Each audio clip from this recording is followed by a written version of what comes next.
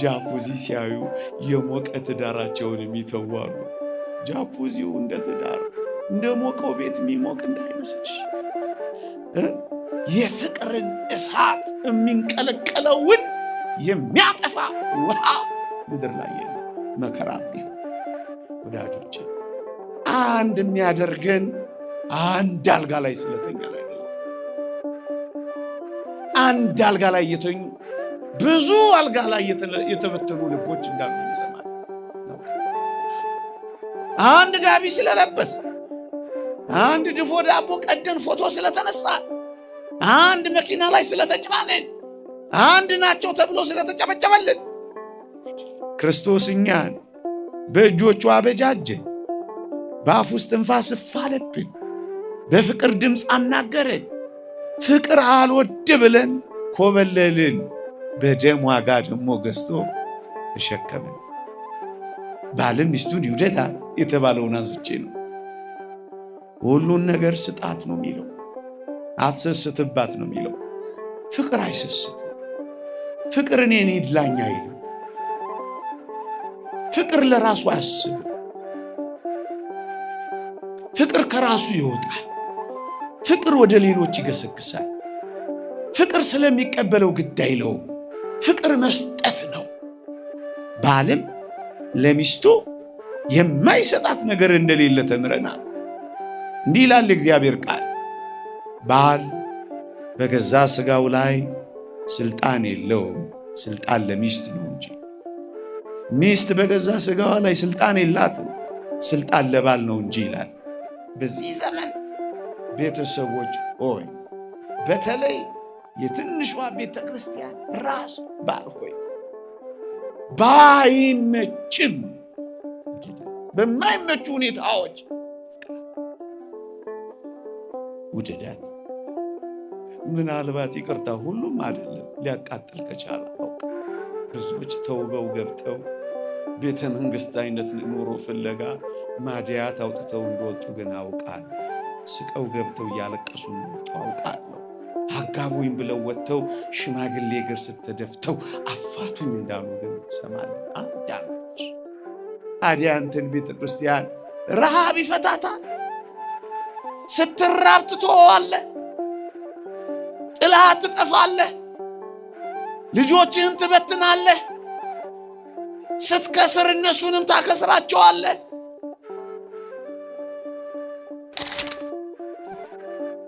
በቤትህ ያለች ቤተ ክርስቲያን ክርስቶስ ቤተ ክርስቲያንን የመሰረተው መስቀል ላይ ነው። ሥጋው ሞቶ በመለኮቱ ሕያው ሆኖ ከጎኑ ቤተ ክርስቲያንን እንዳስገኘ ማለት ነው ወገኖች። ስለዚህ እንዳይጠላት፣ ስለዚህ ምትሃት እንዳይመስለው፣ እንዳይፈራት እንደዚህ አድርጎ ነው ቤተሰብን የመሰረተው። ይህን ንጽጽር ዝም ብለን የምንናገር እንዳይመስላችሁ። ንዑድ ክቡር የሚሆን ሐዋርያ ጳውሎስ በኤፌሶን መልእክት ምዕራፍ 5 ላይ ክርስቶስ ቤተ ክርስቲያንን እንደወደዳት ባልም ሚስቱን እንዲሁ ይውደዳት ብሎ በክርስቶስና በቤተ ክርስቲያን በባልና በሚስት ያለው ንጽጽር ሐዋርያው ቅዱስ ጳውሎስ አስተማረን። ዮሐንስ አፈወርቅ አብራርቶ ተረጎመልን። የተወደዳችሁ ክርስቲያኖች፣ እቺ ትንሿ ቤተ ክርስቲያን ወይም እቺ ቤተሰብ ልክ ቤተ ክርስቲያን እንደተመሰረተችው ነው የተመሰረተችው። ለዛ ነው በቤትህ ያለችው ቤተ ክርስቲያን ሊል የቻለው ይላል ዮሐንስ አፈወርቅ። ክርስቶስ ቤተ ክርስቲያንን ወዷት ምን አደረገላት? ባጭር ቃል ክርስቶስ ቤተ ክርስቲያንን እንደወደዳት ይልና መልሱን እኛ እንመልሰው። ባጭር ቃል ክርስቶስ ቤተ ክርስቲያንን ወደዳትና ሞተላት። ለዚህ ነው ቅዱስ ጳውሎስ ባልም ሚስቱን ይውደዳት ሲል በውስጡ ሞትላት የሚል አስደናቂ ድምፅ አለ። ክርስቲያኖች ትንሿ ቤተ ክርስቲያን በቤታችን ያለችው መሰረቷ ፍቅር ነው። የቤተ ክርስቲያን መሰረት የክርስቶስ ፍቅር እንደሆነ የዚች የትንሿ ቤተ ክርስቲያን በየቤታችን ያለችው ደግሞም ነገ የምትመሰርቷት ወጣቶች መሰረቷ ፍቅር ነው። ለዚህ ነው ክርስቶስና ቤተ ክርስቲያን ባልና ሚስት አድርጎ ቅዱስ ጳውሎስ ያቀረበው። ክርስቶስ ማንን ነበር የወደደው? ይሄ ደግሞ በጣም አስፈላጊው ነጥብ ነው። እዩ፣ ክርስቶስ ቤተ ክርስቲያንን ወደደ። ምን አይነቷን ቤተ ክርስቲያን? ቅዱስ ጳውሎስ በኤፌሶን መልእክት ምዕራፍ 2 ላይ አስደናቂ ገለጻ ይገልጻል። እንዲህ ይላል፣ በጨለማ ትመላለሱ ነበርና ይላል። ወገኖቼ እኛን ክርስቶስ ሲወደን ጨለማ እያለን የወደደን። ጨለማ ምን ይወደዳል? ጨለማ ግርማው ያስፈራል እንጂ ምን ይፈቀራል? ክርስቶስ ግን እኛን የወደደን ቤተ ክርስቲያንን ያፈቀራት ደግሞም የሞተላት ጨለማ እያለች ነበር። የብርሃን ሥራ ጽድቅ ትታ በኃጢአት እየኖረች ነበር ክርስቶስ ያፈቀራት።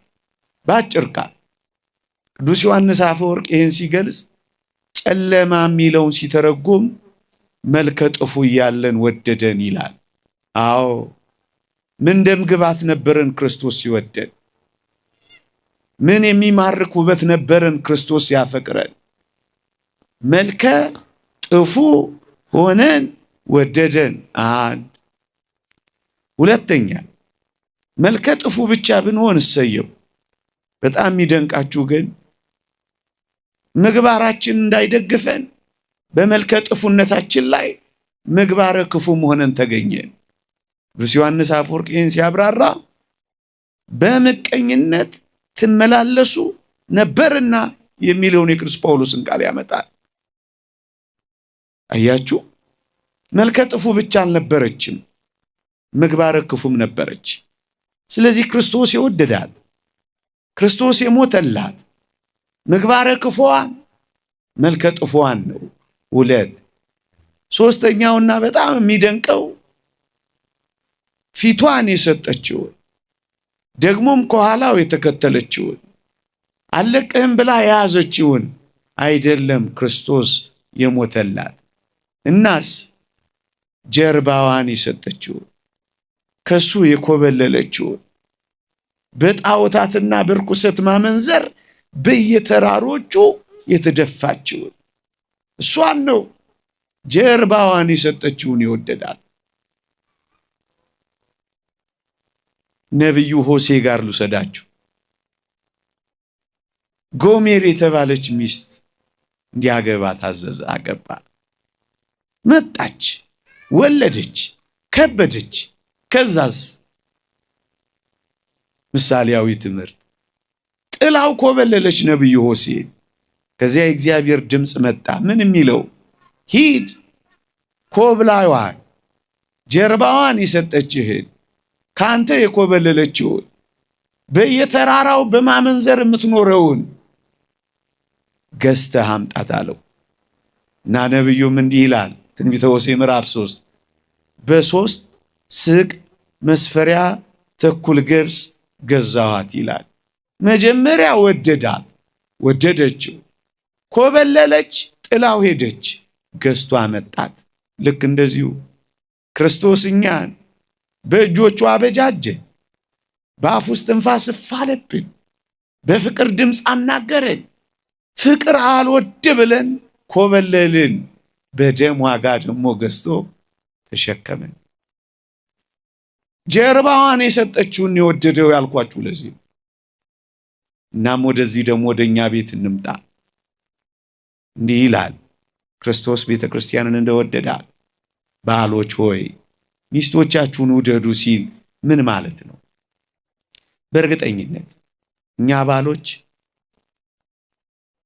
ጀርባዋን የሰጠችንን አይደለም ያገባ ነው ወይም የምናገባው ወይም የትዳር አጋር መርጠን የምንወስደው ወይም ቤተሰብ የምንመሰርተው ጀርባዋን የሰጠችንን አይደለም፣ ፊቷን የሰጠችንን እናትና አባቷን ትታ የመጣችው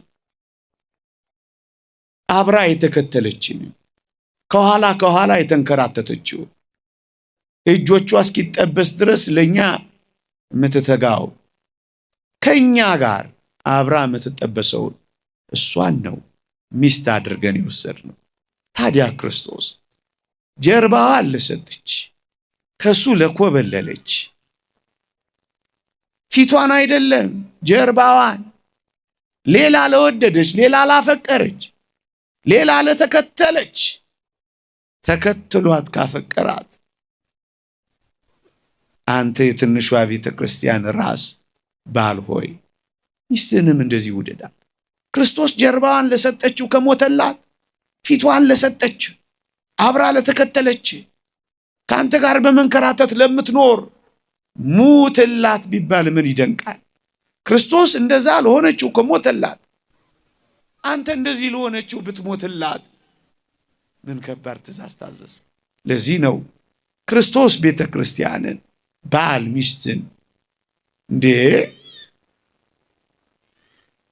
ትንሿ ቤተ ክርስቲያንን የመሰረትከው አንተ ባል ሆይ ምግባረ ክፉዋን መርጠህ እኮ አይደለም፣ ምግባረ መልካሟን በስነ ምግባር ያጌጠችውን በበጎ ትሩፋት ያሸበረቀችውን ለጽድቅ የምትመችህን እንቁረብ ብትላት እሺ የምትለውን እናስቀድስ ብትላት እሺ የምትለውን የታረመ መልካም ጸባይ ያላትን አይደለም እንዴ የመረጥከው? ታዲያስ ምግባረ ክፉ ለሆነችው ከሞተላት፣ ምግባረ መልካም ለሆነችው ክርስቶስ ለቤተ ክርስቲያን አንተ ደግሞ እንዲች ላለችው ሙትላት። ትንሿ ቤተ ክርስቲያን በፍቅር ትመሰረታለች። ደግሞስ ቢያንስ ከመልክ መልክ፣ ከደም ግባት ደም ግባት፣ ከውበት ውበት ጥቂት እንኳን አልመረጥንም። ምን እንዋሻለን? ታዲያ ክርስቶስ እንዲህ ላለችው ጨለማ ከሞተላት የትንሿ ቤተ ክርስቲያን ራስ ባል ሆይ ደመ ግቧን፣ መልከ መልካሟን፣ በጽድቅ ሥራ የምታበራዋን፣ በክርስቲያና ሕይወት የምታንጸባርቀዋን እሷን ሙትላት። ክርስቶስ ለቤተ ክርስቲያን፣ ትንሿ ቤተ ክርስቲያን ባል ለሚስቱ። የተወደዳችሁ ክርስቲያኖች ክርስቶስ ለቤተ ክርስቲያን ያልሰጠው ነገር የለም። ደግሞ አለው። ክርስቶስ ለወደዳት ለሞተላት ቤተ ክርስቲያን ምንም ያልሰጠው ነገር የለም። ራሱን ሰጣት፣ ስጋውን ሰጣት፣ ደሙን ሰጣት። መኑ ዘሬ የመራዊ ዘይጠብ ስጋው በጊዜ ከብካቡ። በሰርጉ ጊዜ ስጋውን ቆርሶ የሚያበላ ደሙን አፍሶ የሚያረካ እንዲህ አይነት ሙሽራ ያየማን ነው ትላለች ቤተ ክርስቲያን በቅዳሴዋ። ራሱን ሰጣት። መጥወተ ርዕስ አንድ ልጅነትን ሰጣት። ላመኑት ሁሉ የእግዚአብሔር ልጆች የሆኑ ዘንድ ስልጣንን ሰጣት። ባለስልጣን አደረገን። ምን ያልሰጠን ነገር አለ? መንግስቱን ሰጠን እንዴ! ድል ለነሳው በዙፋን እንዲቀመጥ አደርገዋለሁ አለ። የዙፋኑ ተሳታፊ አደረገ። እጅግ የሚደንቅ ነው። ከመለኮት ባህሪ ተካፋይ ትሆኑ ዘንድ አለን። ምን ይደንቃል ወገኖቼ! ጎርጎርዮስ ዘኑሲስ እንደተናገረው ስንደርስበት ብቻ የምናውቀው ታላቅ ጸጋ ደግሞ አዘጋጅቶልናል። አሁን ቃላት የማይናገሩት፣ አሁን ቅኔ የማይበቃው፣ አሁን ስብከት የማይገልጠው፣ አሁን መዝሙር የማይችለው፣ አሁን ባለ ቅኔ የማይጨርሰው ስንደርስበት ብቻ የምናውቀው ሕይወት ሰጠን። ጎርጎርዮስ ዘኑሲስ እንደተናገረው። ታዲያ ክርስቶስ ለቤተ ክርስቲያን ይህንን ሁሉ ከሰጠ፣ ክርስቶስ ለቤተ ክርስቲያን እንዲህ ከሰጠ፣ የትንሿ ቤተ ክርስቲያን ራስ ባልም ሚስቱን ይውደዳት የተባለውን አንስቼ ነው። ሁሉን ነገር ስጣት ነው የሚለው፣ አትሰስትባት ነው የሚለው። ፍቅር አይሰስትም። ፍቅር እኔን ይድላኝ አይልም። ፍቅር ለራሱ አያስብም። ፍቅር ከራሱ ይወጣል። ፍቅር ወደ ሌሎች ይገሰግሳል። ፍቅር ስለሚቀበለው ግድ አይለውም። ፍቅር መስጠት ነው እና ሁሉን ነገር ይሰጣል። ክርስቶስ ለቤተ ክርስቲያን የነፈጋት፣ የደበቃት፣ የከለከላት ምንም ነገር እንደሌለ ትንሿ ቤተ ክርስቲያንም የምትሰጣት ናት። የተወደዳችሁ ክርስቲያኖች እንዲህ ተብሎ እኮ ተጽፏል። በትንሿ ቤተ ክርስቲያን ውስጥ ክርስቶስ ቤተ ክርስቲያንን ባል ሚስትን ባለው አንቀጽ ባልም ለሚስቱ የማይሰጣት ነገር እንደሌለ ተምረናል። እንዲህ ይላል እግዚአብሔር ቃል፣ ባል በገዛ ሥጋው ላይ ስልጣን የለውም፣ ስልጣን ለሚስት ነው እንጂ። ሚስት በገዛ ሥጋዋ ላይ ስልጣን የላትም፣ ስልጣን ለባል ነው እንጂ ይላል። ወገኖቼ እቺን ትንሿን ቤተ ክርስቲያን ስትመሰርት ስልጣንህንም ጭምር ነው የምታስረክበው። ወጄ ፈቅጄ ብለህ እኮ ነው የምትሰጠው። እንደሱ ነው የሚሰጠው። ፍቅር እንደሱ ነው። ተገዶ አይደለም፣ ወዶ ፈቅዶ መርጦ ነው የሚሰጠው ፍቅር። በገዛ ሥጋ ላይ እንኳን ስልጣን እንዳይኖርህ ትንሿን ቤተ ክርስቲያን መስርተሃል። ሥጋህን ከሰጠሃት ታዲያ ከሥጋህ ሌላ ምን ትደብቅባታለህ ወዳጄ? የሚበልጠውን ከሰጠሃት የሚያንሰውን ነገር ትነፍጋት። ክርስቶስ ለቤተ ክርስቲያን ሁሉን ነገር እንደሰጣት ሥጋህን እንኳን ሳይቀር እንዴት ይደንቃል! ያንተ አይደለማ በቃ። እቺን ትንሿን ቤተ ክርስቲያን ስትመሰርት ከሚስት ጋር ስትዋሃድ ያንተ መሆን ያበቃል። መጀመሪያ የክርስቶስ ነህ፣ ከዚያ ደግሞ የሚስት። በገዛ ሥጋ ላይ ስልጣን የለህም። ቀለምኒጦስ ሊቁ እንዲህ ይላል፣ አንተ ባል ሆይ አንዲት ዘማ ሴት መጣ ልተኛ ካንተ ጋር ብትል ይላል፣ ይሄ ሥጋ የኔ አይደለም የሚስቴ ነው በላት ይላል። ያንተ አይደለም፣ ምን ነው የምትሰርቃት? ያንተ አይደለም፣ ምን ነው የምታጭበረብራት? ያንተ አይደለም፣ መልስላት። ክርስቶስ ለቤተ ክርስቲያን እንደሰጣት የእግዚአብሔር ቃል እንዲህ ይላል። በጣም የሚደንቅ ቃል ደግሞ አለ። እንዴት ይደንቃል! ቅዱስ ጳውሎስ ያገባ ሚስቱን እንዴት ደስ እንደሚያሰኝ ስለ ሚስቱ ያስባል ይላል።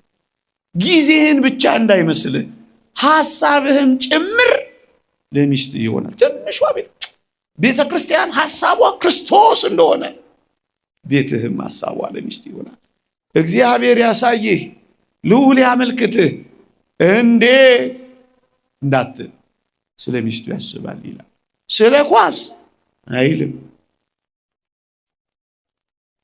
ስለ ፊልም አይልም፣ ስለ ፖለቲካ አይልም፣ ስለ ልጆች አይልም። ቅድሚያውን የምትወስደው ወጣቶች ለነጋችሁም ቢሆን ስሙ።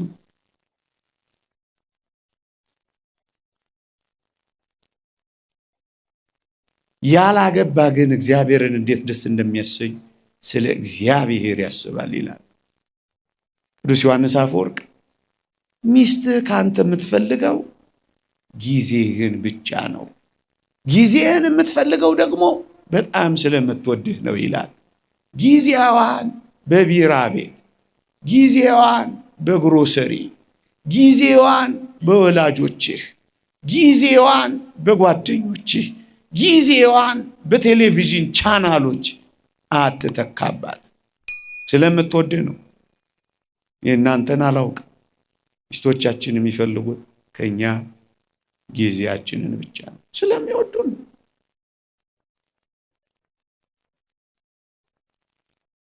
ታዲያ ገንዘብን መደበቅ ምን ይባላል?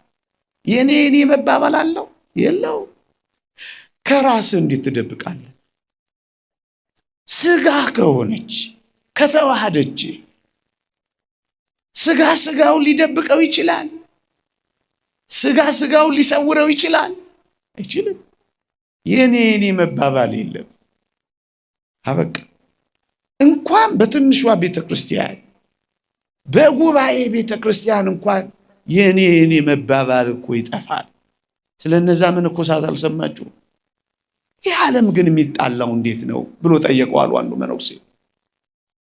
አንደኛው መነኩሴ እንዴት እንደሚጣላ አታውቅም? ይህ ዓለም ኧረ አላውቅም። በል አስጠናሃለሁ ነገ። እንዴት? አሁን ይሄ ዳዊት ያንተ ነው አይደል? አዎ ስጠኝ አለው። ሰጠው። ያንተ ነው፣ እኔ ወስጄዋለሁ። ጠዋት ቅዳሴ በፊት ኪዳን ላይ ስንገናኝ አለው ይሄ ዳዊት እኮ የኔ ነው ትላለህ አለ። እኔ ደግሞ ቆጣ ብዬ የኔ ነው እልሃለሁ አለ። አይደለም የኔ ነው ትልና እንቅ ታረገኛለህ፣ ከዛ እንጣላለን። እያለማመደው ሬርስ እያረጉ እኮ ነው ዓለሙ እንዴት እንደሚጣላ ተግባራዊ ልምምድ ሊያሳየው። በነጋታው ከቅዳሴ በፊት ተገናኙ። ልክ አስጠኚው እንዳስለመደው ዳዊቱን ሲያይ የዳዊቱ ባለቤት ይሄ ዳዊት እኮ የኔ ነው አለው። ያኛው ድራማውን በደንብ እየሰራ ነው። ዞር በል ከመቼ ወዲህ ነው ያንተ የሆነው? የኔ ነው አለው። ያኛው እውነትም ተበሳጨ። ድራማው ቀጠለ። እንቅ አደረገውና የኔ ነው ብሎ ወደ መጣላት ጫፍ ቀረቡ። ያኛው ተነዋው በሉ ሰደው አላ። ለመጣላት ተቀጣጥረው መጣላት እንኳን የማይችሉ የፍቅር ሰዎች እኮ ናቸው ክርስቶስ ያደረባቸው። አንዱ ዝቅ በማለት ውስጥ ምን ጸባል? ባልንጀራን በማስቀደም ውስጥ ምን ቁጣ አለ? ባልንጀራ ካንተ ይልቅ እንዲሻል በሱ ውስጥ ምን ቅናት አለ ጎበስ? ጠብና ጦር ከወዴት ይመነጫሉ? በዚህ ህይወት ውስጥ ቤትህም እንደዚህ ነው።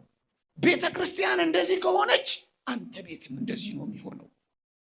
ክርስቶስ ለቤተ ክርስቲያን አትንፈጋት፣ አትከልክላት፣ አትደብቃት፣ እየሸጎጥ ወስደህ አትጣልባት። ጠረጴዛ ላይ አስቀምጥ፣ የልብህን አውራ፣ ግልጥልጥ በል፣ ተገላለጥ። ሶስተኛ ክርስቶስ ሰውነቱን ሳይከፍል ሰውነቱን አዋህዶ እንደ ሞተ መሰንጠቅ፣ መከፈል፣ መለያየት እንደሌለባት ቤተ ክርስቲያንም እንደማትከፈል ትንሿ ቤተ ክርስቲያንም ያንተ ቤትም ምን አይከፍላት። ክርስቶስ ሰውነቱ ካልተከፈለ ክርስቶስ ተከፍሏልን እንዳለ ቅዱስ ጳውሎስ ቤተ ክርስቲያንም የክርስቶስ ናትና ከነገድም ከቋንቋም ከወገንም ዋጅተህ አንድ አድርጋታልና እሷም እንደማትከፈል ያንተ ቤትም ምንም እንዳይከፍላት እንዳትከፈል። ለዚህ ነው የእግዚአብሔር ቃል እግዚአብሔር አንድ ያደረገውን ማን ይለየዋል የሚለው። አይለይም።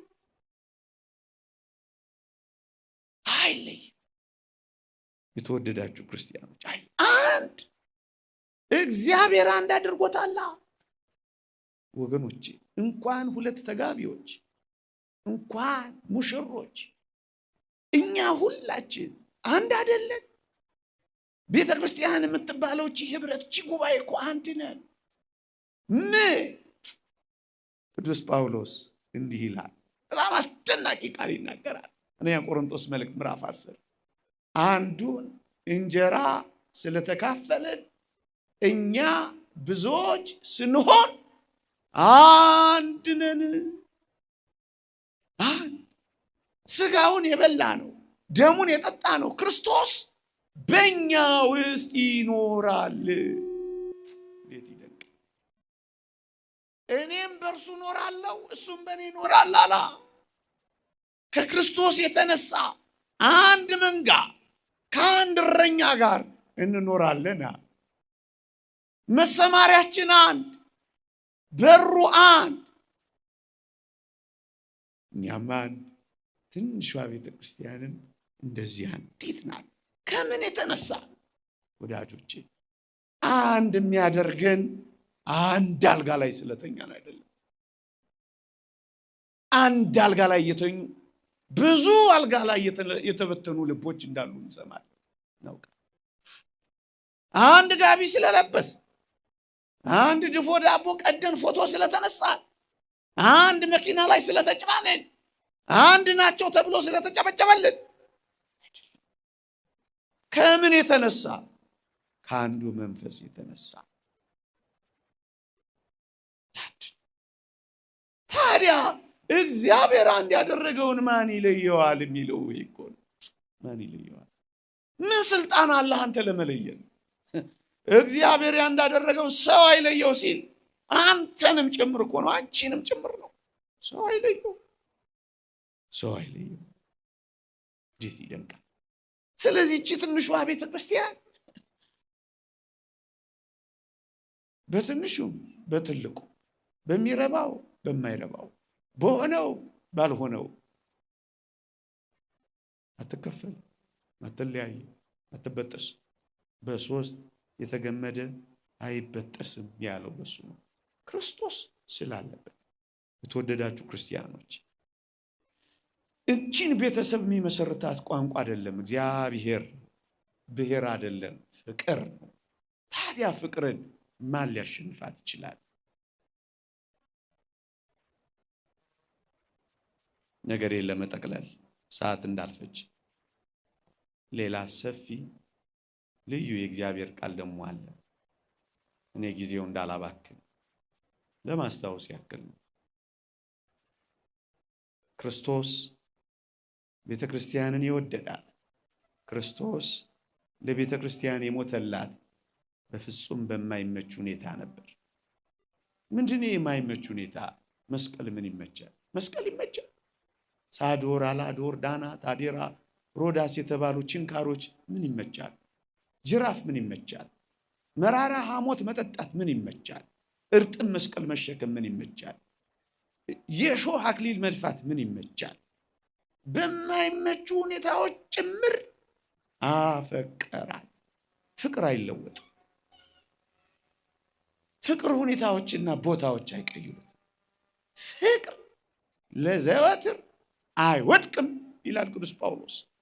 እንደውም አስደናቂ ቃል አንሳላችሁ ሶሎሞን የተናገረው ብዙ ውሃ ፍቅርን ያጠፋት ዘንድ አይችልም። ረሃብ ነው፣ አይችልም። ምኑ ያድገነ ፍቅሮ ለክርስቶስ? ረሃብ ነው፣ አይችልም።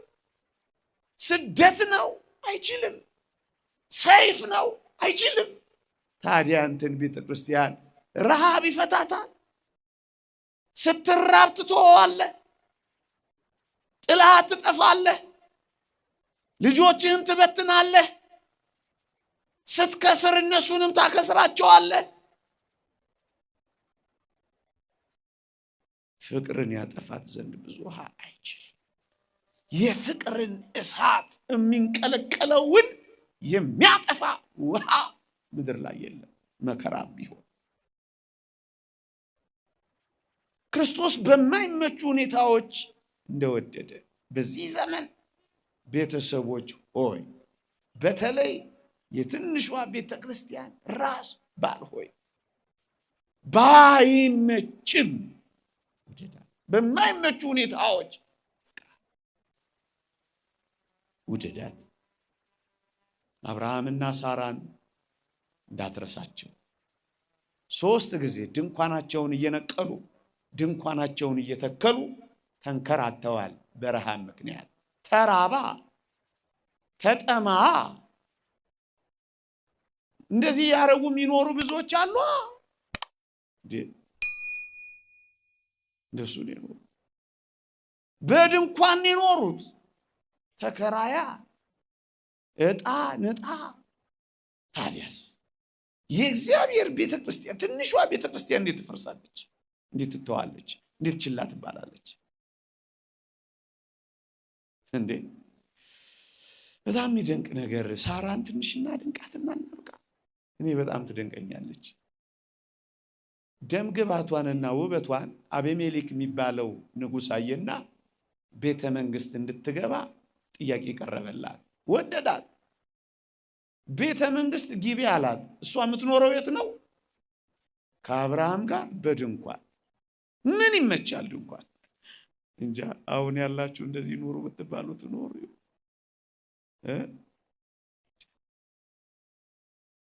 ቤተ መንግስት እንድትገባ የንጉሱ አገልጋዮች መጡና ሰበኳት። በዚህ ዘመን ቋንቋ እትታሏት ነው የምትሉት። ሙቂ፣ ድመቂ፣ አጊጪ፣ ተኳይ እያሉ ሰበኳት። በዚህ ዘመን እንደሚሰብኳቸው አንዳንዱ አቤት ፀጉርሽ ወርዶ ወርዶ ይጠቀለላል። እሱ ነገር ግን ድሮ ነው መሰለኝ። እኔ የድሮ ሰው ስለሆንኩ ነው። የዛሬውን የዚህ የቻቱንና የዋትሳፑን አላውቀውም፣ የፌስቡክን አላውቀውም። በድሮ እናንተ ተርጉሙልኝ እሺ። አይሰማችሁ? መጡና ሙቂ፣ ድመቂ፣ አጊጪ፣ ተኳይ፣ ቤተ መንግስት ግቢ እያሉ ሰበኳት። ምንቅር ብላ ሄደች እንዳይመስላችሁ። አቤት ዛሬ ጃኩዚ ሲያዩ የሞቀ ትዳራቸውን የሚተዋሉ። ጃኩዚው እንደ ትዳር እንደ ሞቀው ቤት የሚሞቅ እንዳይመስልሽ። ምናልባት ይቅርታ፣ ሁሉም አይደለም፣ ሊያቃጥል ከቻለ አላውቅም። ብዙዎች ተውበው ገብተው ቤተ መንግስት አይነት ኑሮ ፍለጋ ማዲያት አውጥተው እንደወጡ ግን አውቃለሁ። ስቀው ገብተው እያለቀሱ እንደወጡ አውቃለሁ። አጋቡኝ ብለው ወጥተው ሽማግሌ እግር ስተደፍተው አፋቱኝ እንዳሉ ግን ሰማለን። አንዳንዶች ምንድነው ይሄ ፍርድ ቤቱ ሁሉ ፍቺ በወር 3000 ምንትስ ጆሮን ጥው የሚያደርግ? ስላልተማረን ይሆን? ከዚህ ውስጥ ምን ያህል ኦርቶዶክሳዊ ይኖር ይሆን? ረሃብ ነው። ሳራዬ ኦፈር ቀረበላት። ግቢ ቤተ መንግስት ተባለች። ምን እንዳለች ልንገራችሁ። ገድለ ሳራን አንብቡት። በጣም አስደናቂ ቃል ትናገራለች። እንዲህ አለች። ሙቂ ባሏት ፈንታ ልብሷን ተረተረች፣ አጊጪ ባሏት ፈንታ አመድ ነሰነሰች፣ ተኳይ ባሏት ፈንታ አለቀሰች። ልቧ ያለው ጆጆ ሽማግሌ ታላቁ እግዚአብሔር ሰው አብርሃም ጋርና ድንኳኗ ውስጥ ብትራብም የመረጠችው ፍቅር ነው። አበቃ። ድንኳኗ እንደዚህ ነው የምትኖረው። ረሃብ አያስበረግጋት። ከዚህ ዘመን የበለጠ ረሃብና ጭንቀት በሚመጡት ዘመናት በክፋት እየባሰ ሊሄድ ይችላል። ያለ አደራችሁ ትንሿን ቤተ ክርስቲያን ታፍርሷል። ይቆየን። የእግዚአብሔር ቸርነት እንደ ቤታችን አማላጅነት ቅዱሳን በረከት ረድኤት አይለየን። ሌሎች መርሃ ግብራት ስላሉ